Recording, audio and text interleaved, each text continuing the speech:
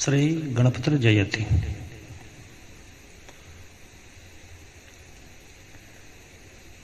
तो देखिए, धनाभाव में श्राद्ध की संपन्नता।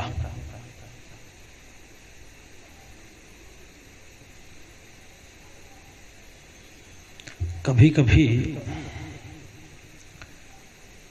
किन्हीं किन्हीं को धन का अभाव हो जाता है, तो धन के अभाव में श्राद्ध की संपन्नता कैसी करें? क्योंकि धन की परिस्थिति सदा सर्वदा एक जैसी नहीं होती। कभी कभी धन का अभाव हो जाता है। ऐसी परिस्थिति में भी श्राद्ध का अनुष्ठान अनिवार्य है। कहने का तात्पर्य है कि श्राद्ध अवश्य करें, हमारी स्थिति चाहे जैसी हो, चाहे धन का अभाव क्यों ना हो, पर श्राद्ध कर्म को हमें कभी नहीं छोड़ना चाहिए। तो शास्त्र ने यहाँ निर्दिष्ट किया है, बताया है कि धन के अभाव में भी श्राद्ध को संपन्न कैसे करें। इस दृष्टि से शास्त्र ने धन के अनुपात से कुछ व्यवस्थाएं की हैं। यदि अन्न और वस्त्र खरीदने में पैसा ना हो, वस्त्र अन्न नहीं खरीदने की स्थिति हो, पैसा नहीं हो, तो उस स्थिति में शाक से श्राद्ध कर देना चाहिए। वनस्पति से, पत्तों से श्राद्ध कर देना चाहिए। तस्मात् श्राद्धं नरो भक्त्या शाकैरपि यथा विधि। पर क्रिया को न छोड़े, विधि को न छोड़े, शाक से श्राद्ध कर देना चाहिए। पैसे न होने पर तृण काष्ठ को बेच करके, शाक खरीद कर, घास खरीद कर श्राद्ध करें। अधिक श्रम से किया गया श्राद्ध लाख गुना होता है। देश विशेष, काल विशेष में काष्ठ भी, लकड़ियां भी संभव नहीं हो पाती। ऐसी स्थिति में शास्त्र ने कहा है कि घास को काट करके गाय को खिलाने से श्राद्ध संपन्न हो जाता है। एक व्यक्ति बहुत गरीब था, धनाभाव था, और महाराज कुतुब काल निकला जा रहा था। कुतुब काल की बड़ी विशेषता है। उसे ज्ञात हुआ कि कुतुब काल निकला ही जाता है। दौड़ कर गया, घास को काट करके गायों को डाला। उस कुतुब काल में प्रतिदिन दोपहर 11:36 से 12:24 तक ये कुतुब काल रहता है। जैसे ही गायों को वो घास डाला और महाराज उसकी सदगति हो गई, मुक्ति हो गई। एतत् पुण्य प्रसादेन गतो सौसुर मंदिरम। स्वर्ग की उसे प्राप्ति हुई।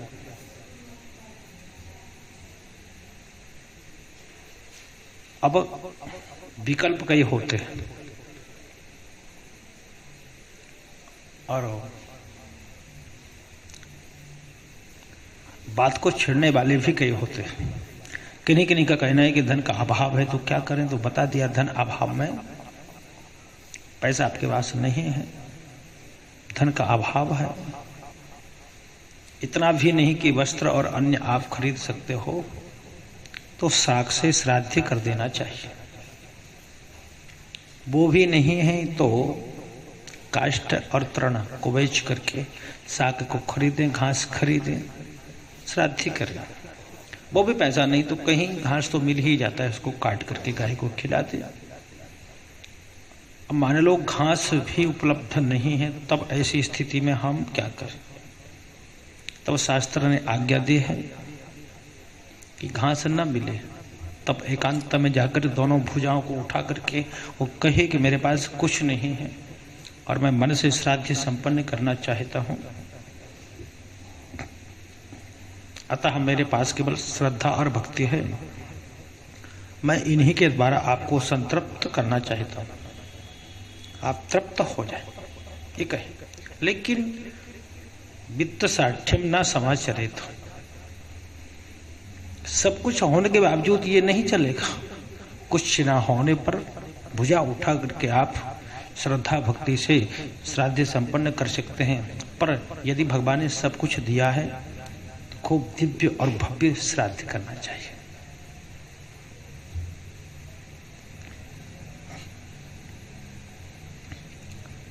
श्राद्ध के अधिकारी कौन कौन है?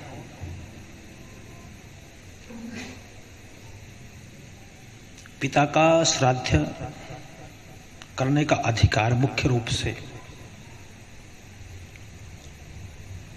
पुत्र को प्राप्त होता है कि पुत्र ही पिता की श्राद्ध करे। कई पुत्र होने पर अंत्येष्टि से लेकर के अंत्येष्टि कर्म से लेकर के एकादशाय द्वादशाय तक के सारे कर्म, सारी क्रियाएं ज्येष्ठ पुत्र ही करे, उसी को करना चाहिए। महाराज विशेष परिस्थिति में बड़े भाई की आज्ञा से छोटा भाई भी इस क्रिया को संपन्न कर सकता है।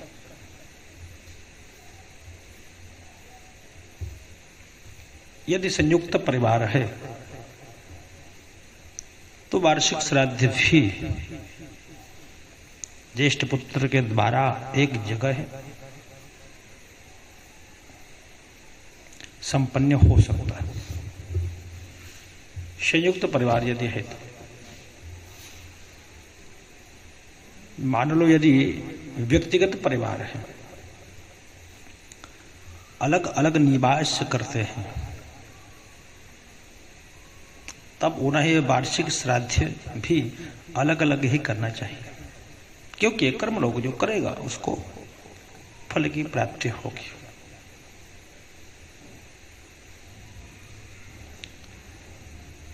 लेकिन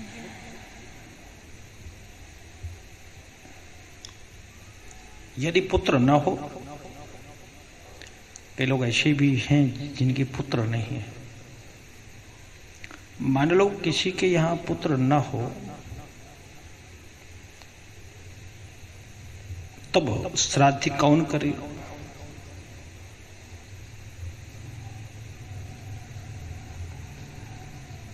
पुत्र न होने की दशा में श्राद्ध के अधिकारी कौन है, यह भी शास्त्र निर्दिष्ट करता है।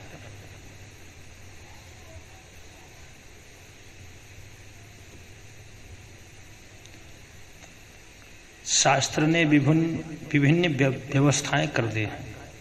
पुत्र ना होने की स्थिति में, मान लो किसी के पुत्र नहीं है,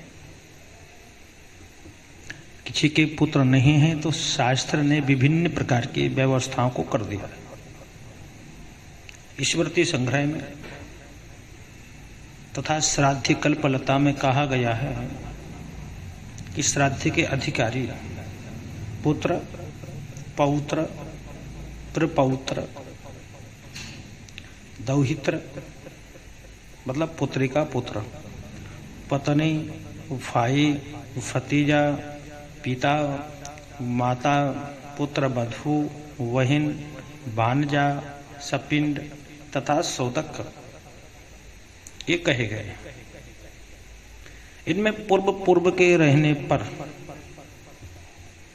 तो वो ही करें, अब पूर्व के न रहने पर क्रमशः बाद के लोगों का श्राद्ध करने का अधिकार है। मतलब यदि पुत्र है तो पुत्र ही करे, पुत्र नहीं तो पौत्र करे, नाती कर सकता है। पौत्र नहीं है तो पर पौत्र करे, वो नहीं तो दौहित्र करे, पुत्र का पुत्र। वो भी नहीं तो पत्नी का अधिकार, पत्नी नहीं तो भाई का अधिकार, भाई कर सकता है, नहीं तो भतीजा कर सकता है। माता पिता पुत्र बधू बहन भांजा सपिंड और सोदक, ये श्राद्ध कर सकते हैं, पर श्राद्ध को करना जरूर चाहिए, क्रियालोप ना हो।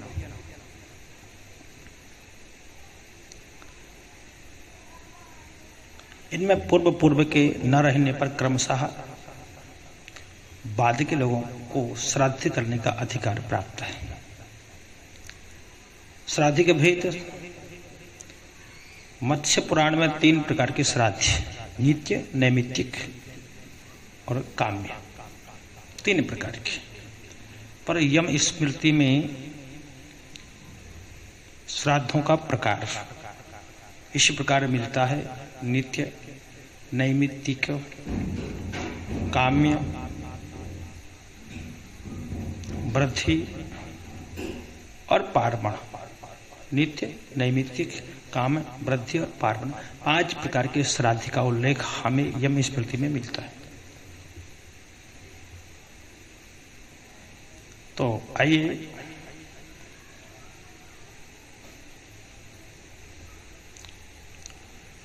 प्रतिदिन किए जाने वाले श्राद्ध को नित्य श्राद्ध कहते हैं। हर दिन जो हर दिन किया जाता है, नित्य किया जाता है, उसको नित्य श्राद्ध कहते हैं। जो रोज किया जाए, हर दिन किया जाए, वो नित्य श्राद्ध है। जिसे हम स्नान आदि से निवृत्त होकर के सूर्यार्घ देते हैं, तुलसी में जल सींचते हैं, देव पूजन करते हैं, उसी प्रकार से हमको नित्य श्राद्ध भी करना चाहिए, नित्य तर्पण भी करना चाहिए। तो जो रोज किया जाता है, प्रतिदिन किया जाता है, उसको नित्य श्राद्ध कहते हैं।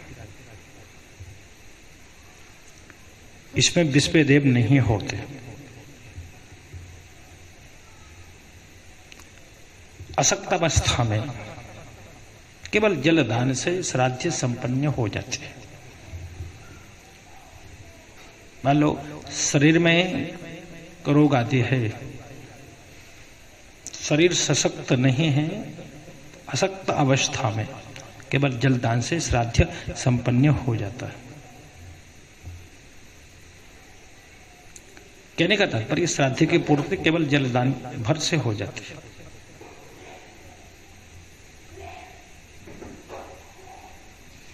दूसरा, एकोदिष्ट श्राद्ध को नैमित्तिक श्राद्ध कहते हैं। नित्य, नैमित्तिक। एकोदिष्ट का मतलब किसी एक प्राणी के लिए किए जाने वाला श्राद्ध है, किसी एक व्यक्ति को किए जाने वाला श्राद्ध। एक व्यक्ति को हम जो श्राद्ध करते हैं उसको एकोदिष्ट कहते हैं। किसी एक व्यक्ति को किए जाने वाला श्राद्ध नैमित्तिक श्राद्ध कहलाता है। इसमें भी विश्वदेव नहीं होते। कामना की पूर्ति के लिए हमारे कोई कामना विशेष है और हमने संकल्प कर लिया, मन्नत मान ली कि हमारी कामना की पूर्ति हो जाए, हम श्राद्ध करेंगे। जब कामना की पूर्ति हो जाए, श्राद्ध किया जाए, तो उसको काम्य श्राद्ध कहते हैं। नित्य, नैमित्तिक और काम्य, इसको काम्य श्राद्ध कहते हैं। वृद्धि काल में पुत्र की संप्राप्ति पर विवाह आदि मांगलिक कार्यों में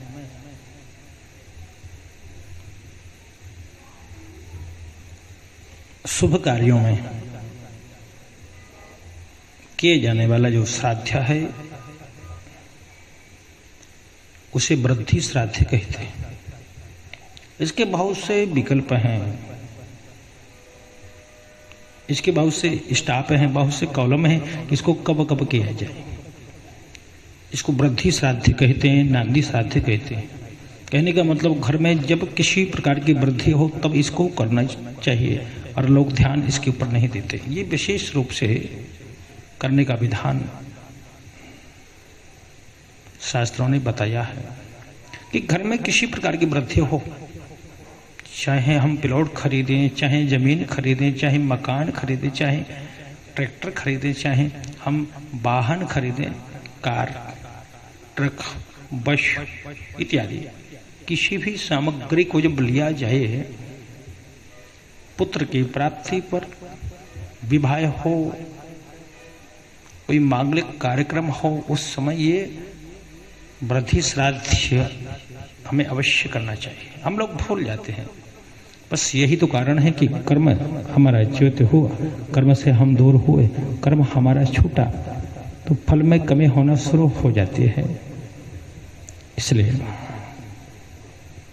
ध्यान रखें कि हमें क्रिया का कभी भी लोप नहीं करना है। क्रिया का लोप नहीं तो हमारे फल का भी लोप नहीं होगा। जहाँ हमारी क्रिया का लोप हो जाता है वहाँ फल का भी लोप हो जाता है। इसलिए क्रिया को अवश्य ही संपन्न करने की कोशिश की जाए कि कभी भी हमारी क्रिया हमसे छूटनी नहीं चाहिए। इसके बाद आता है पार्वण श्राद्ध। पितृपक्षों, अमावस्या अथवा पर्व की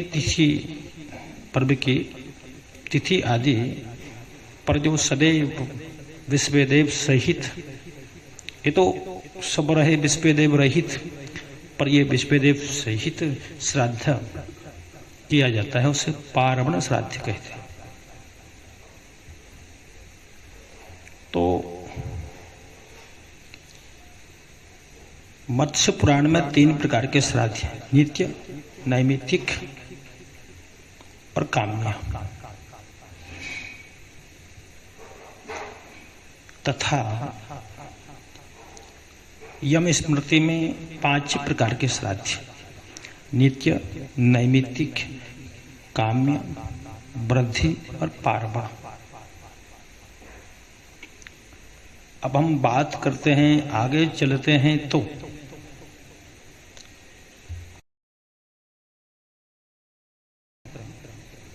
जब हम आगे चलते हैं तो विश्वामित्र स्मृति में 12 प्रकार के श्राद्ध का उल्लेख आता है कि श्राद्ध 12 प्रकार के होते हैं।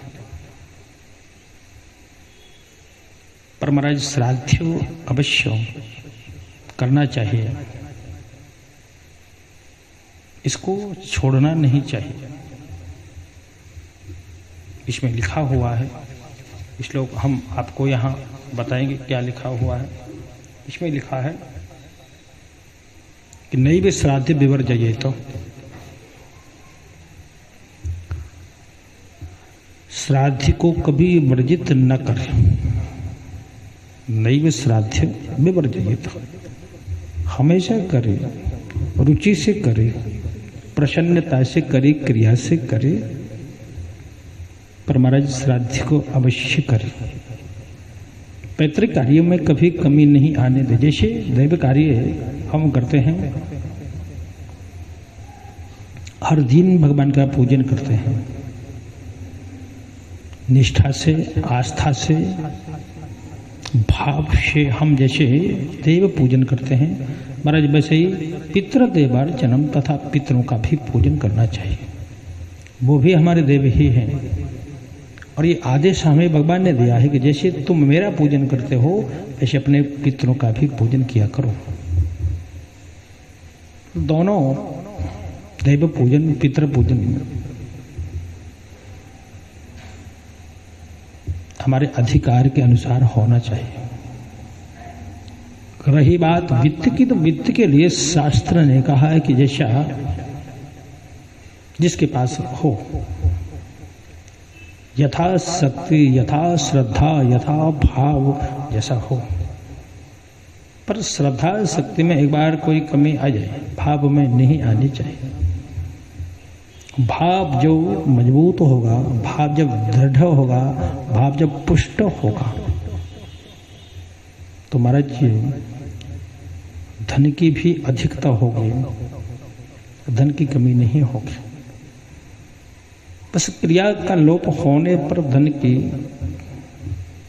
कमी महसूस होने लगती है, पर क्रिया सुचारू रूप से की जाए तो खूब धन धान के अंबार भरे रहते हैं। इसलिए पितृ पूजन सदैव हमें करना चाहिए। जब तक हम दुनिया में रहें तब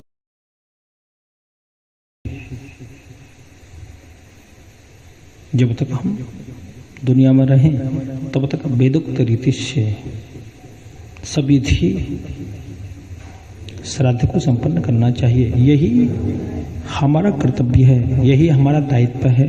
हम यदि मनुष्य लोक में आए हैं, मृत्युलोक में यदि हमारा आना हुआ है, तो हमारा कर्तव्य हमें कभी नहीं भूलना चाहिए। और जो कर्तव्य पर आरूढ़ रहता है उसे हर वस्तु के स्वतः प्राप्ति होते हैं। इसलिए हम देव पूजन करें, हम पितृ पूजन करें, सदा निभाएं, उसके ऊपर चलें।